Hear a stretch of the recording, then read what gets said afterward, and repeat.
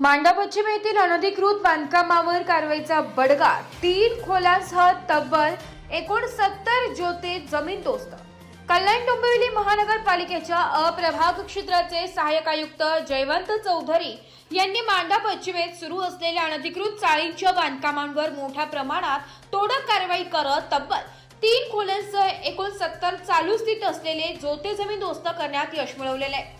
अप्रभागातील असंख्य भागात गेल्या 2 महिन्यांपासून अनधिकृत बांधकामांचे मोठे पेव फुटलेले होते।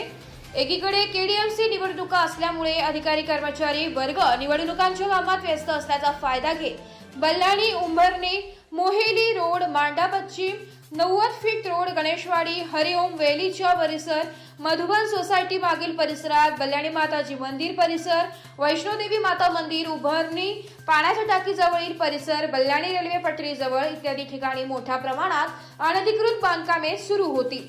तसेच अनधिकृत बांधकामांबाबत वरिष्ठ पातळीवर असंख्य तक्रारी देखील केल्या होत्या।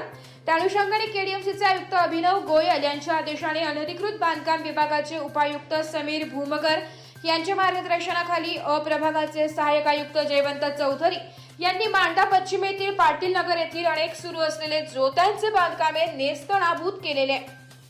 त्याचबरोबर 90 फीट रोडवरील खड्ड्यात सुरू असलेल्या 3 खोल्यांसह तब्बल एकूण 70 जोते तोडण्यात त्यांना मोठे यश मिळालेले आहे। अप्रभागाचे सहाय्यक आयुक्त जयवंत चौधरी व अनधिकृत बांधकाम विभागाचे पथक प्रमुख दत्तू शेवाळे यांनी एक जेसीबी सह केडीएमसीचे 8 कर्मचारी ठेकेदाराचे 5 कर्मचारी यांच्यासह धडकेबाज कारवाई केल्याने अनधिकृत बांधकाम करणाऱ्यांच्या उरात चांगलीच धडकी भरलेली आहे।